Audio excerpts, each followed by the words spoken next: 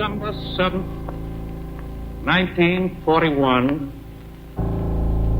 a date which will live in infamy.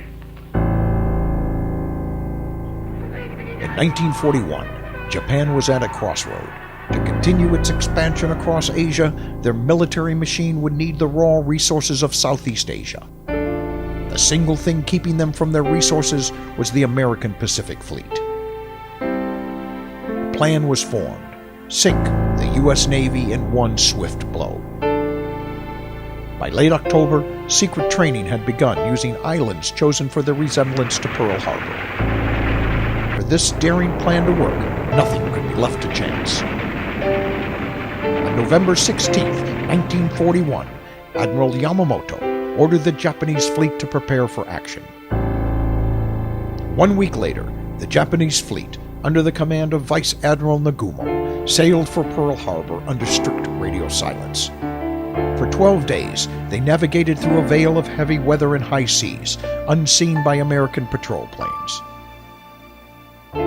6 Japanese aircraft carriers shuttled 441 fighters, torpedo bombers, dive bombers, and fighter bombers towards battle.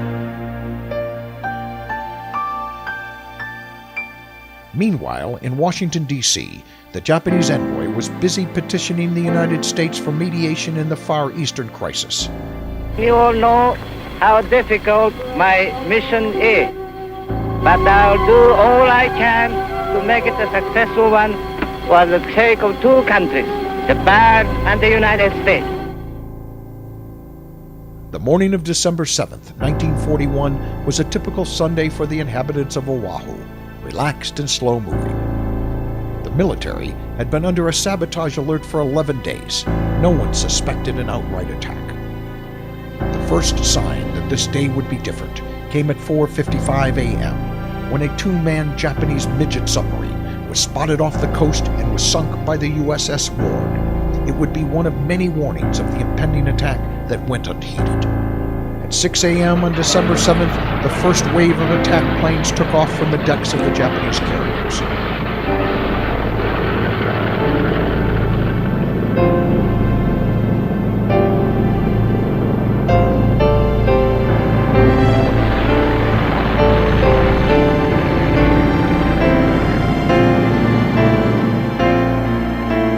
As the Japanese pilots drew within 100 miles of the island, an Army private manning a coastal radar station spotted the group approaching from the north.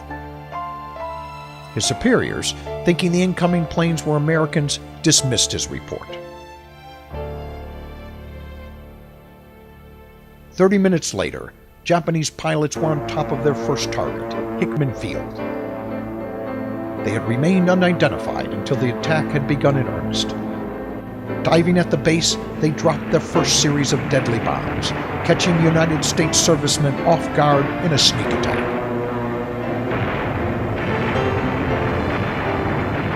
Waves of Japanese planes delivered pinpoint payloads, reducing the base to rubble. The Japanese pilots had trained for this mission for months. They pulled it off with ruthless efficiency. 8 a.m., the first wave of Japanese combat aircraft attacked Pearl Harbor. Confusion reigned as fires erupted all around the harbor.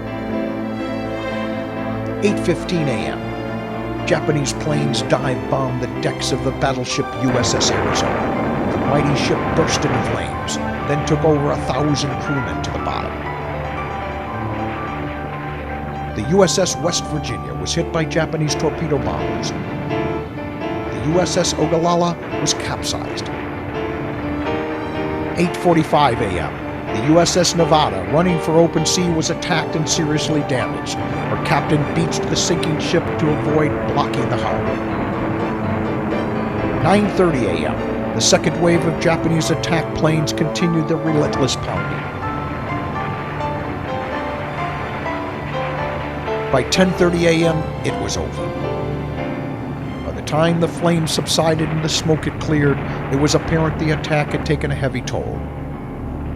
12 battleships and other warships were sunk or damaged.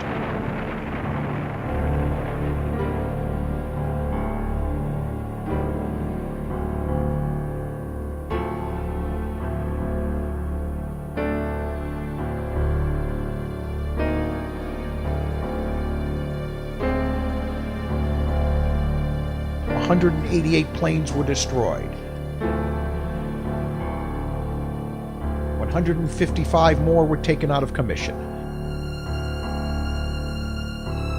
More than 2,400 Americans were dead. The psychological wounds to the United States would be everlasting. The Japanese victory at Pearl Harbor came at a high price. They had awakened a sleeping giant. The United States of America declared war on Japan the next day.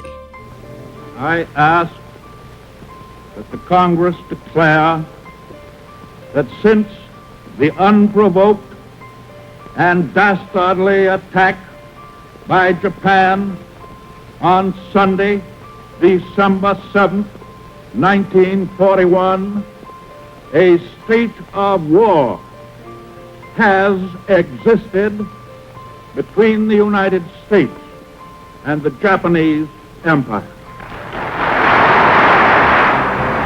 Recovery efforts would begin immediately. The battered and beaten fleet at Pearl Harbor was to rise like a phoenix from the ashes, exemplifying the resolve of the American people. Only a week after the attack, the U.S. undertook one of the largest salvage operations in history. All but 2 of the ships that the Japanese had sunk were eventually raised, retooled, rearmed, and sent back out to fight.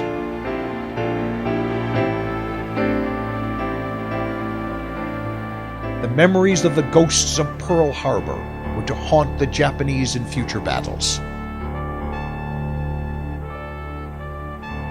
Remember Pearl Harbor became the rallying cry for Americans, their very incentive for victory.